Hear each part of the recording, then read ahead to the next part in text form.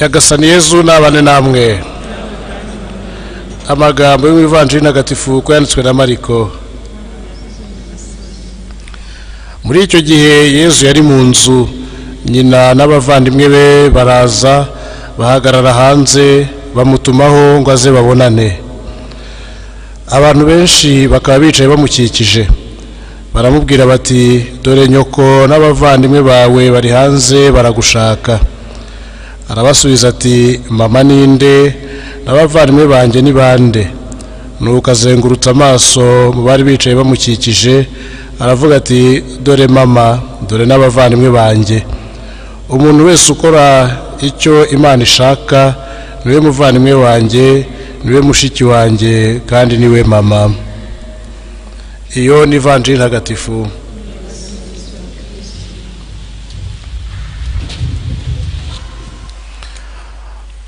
Uwakumva iyi Ivanjiri akayumvisha amatwi n'ibitekerezo bya muntu, yakumva yuko Yezu yabaye nk'uwihenura cyangwa uwica ku muryango we.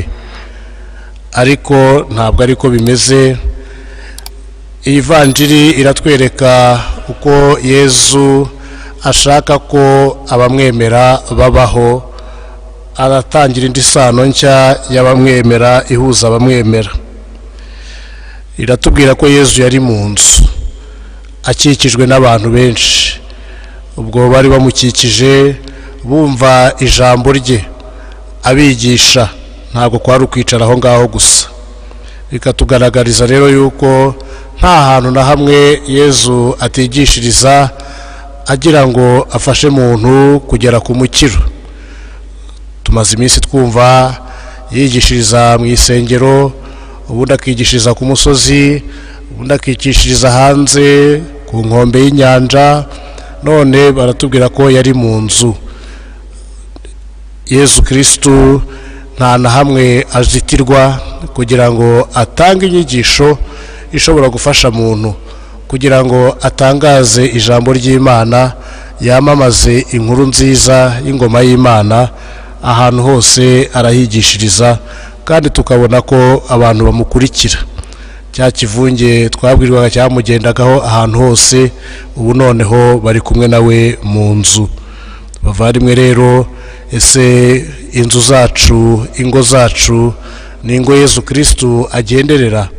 Iwacu natwe ashobora kuza akatugenderera, akahurira n'abandi bavandimwe akatwigisha. Twishimira ko umuryango remezo ukoranira iwacu. Twishimira ko abaje kudusura dusangira ijambo ry'Imana mu nzu zacu. Inzu zacu si ibyizo tubona dutuyemo, n'umutima wacu ni inzu y'Imana, imibiri yacu ni inzu y'Imana. Ese inzu y'Imana ikora icyo Imana ishaka koko?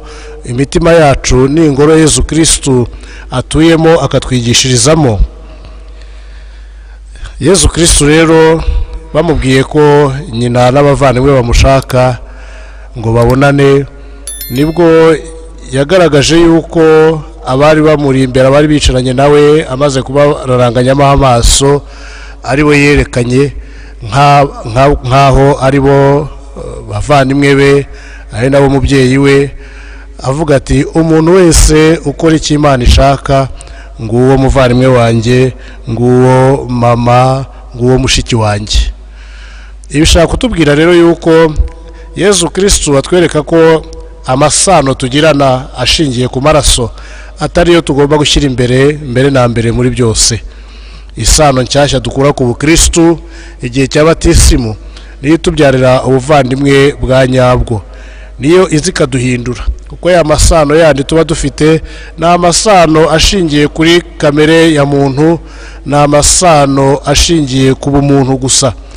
Ariko ayo ngayo agomba guhindurwa, agahindurwa n'abatisimu. Uwemera kwakira Yezu Kristu agomba guhinduka.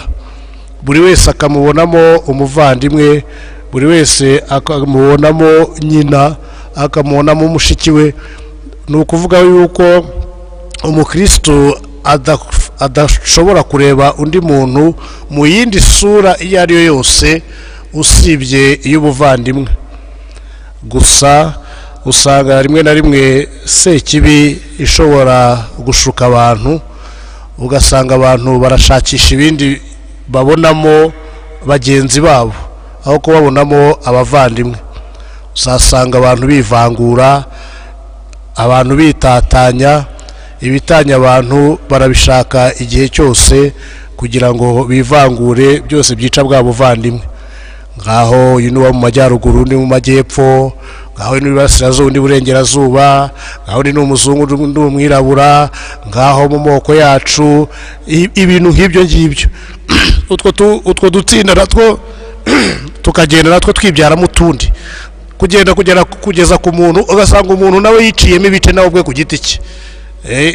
Ubwo rero Yezu Kristo atwereka ko mbere na mbere umukristu nta handi yagombye kubonera mugenzi we ni muri ubwo buvandimwe, akamubonamo umuvandimwe atemerewe kuba yagirira nabi, ahubwo agomba kwegera akamufasha igihe icyo ari cyo cyose.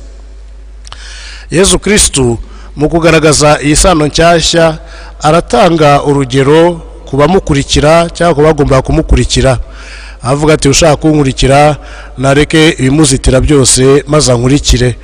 Ahandi akavuga ati, Petero amaze kumubaza ati twebwe se bizatugendekera gute ko twagukurikiye, ati umuntu wese uzaba yarasize ise na nyina na bashiki be n'abarumuna be agasiga n'amasambu n'imitungo byose, uwo nguwo azahabwa ingoma y'ijuru umurage, ariko n'ibitotezo nabyo bitabuze, ibyo nabyo abyongeraho.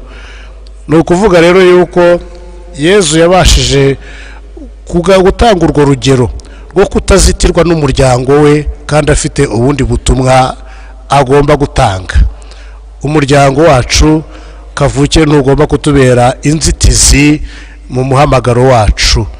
Rimwe na rimwe hari igihe usanga twumva yuko ubutumwa twagombye gukora tutabukora kubera ko hari umuryango wacu, by'amasano byacu byatubujije koko gukora ubwo butumwa. Usanga umuntu akavuga ati ntago nagiye mu misa, ntago nabajije gusenga kubera ko nagiye mu bukwe bw'umuryango n'ibindi. Ibyo byose ntago bigomba kutuzitira. Rimwe na rimwe ugasanga hari abana babuzwa kubatizwa n'ababyeyi babo cyangwa se abandi bavandimwe, bati tegereza igihe kizagera ubatizwe, ubu ngubu nta mikoro dufite. Batisimu se nta mikoro, ntago ari amikoro. Batisimu ni sakramentu Imana iduha kugira ngo idukize.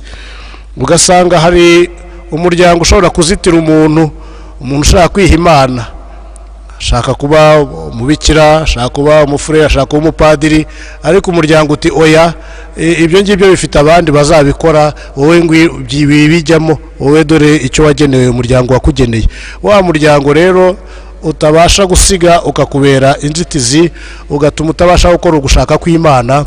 Kandi Yezu atwereka yuko abo bavandimwe ari abakora icyo Imana ishaka. Ugasanga rimwe na rimwe umusore arashaka kuzashyingirwa mu kiliziya cyangwa se umukobwa, umuryango ukamuzitira, kandi wenda n'abakristu bati mwijyane hanyuma mwibanire, ibyo ngibyo bindi bizaza nyuma, muzagarukira Imana nta kibazo. Oya. Umuryango ushobora kukubera inzitizi, ukristo umuvandimwe aho uri hose. Tujye tumenya rero natwe gukora nka Yezu Kristo, dukora icyo Imana ishaka mbere na mbere. Icyo nicyo kitubyarira ubuvandimwe bwuzuye kandi kigatuma tuba koko abana b'Imana ba nyabo. Umubyeyi Bikira Mariya rero niwe wa mbere wakoze ugushaka kw'Imana, igihe avuze ati dore ndi umuja wa Nyagasani, ibyo uvuze bingirirweho. Atubere urugero rwo kwemera icyo Imana ishaka, kandi icyo ishaka tugishyire mu bikorwa mu buzima bwacu bwa buri munsi.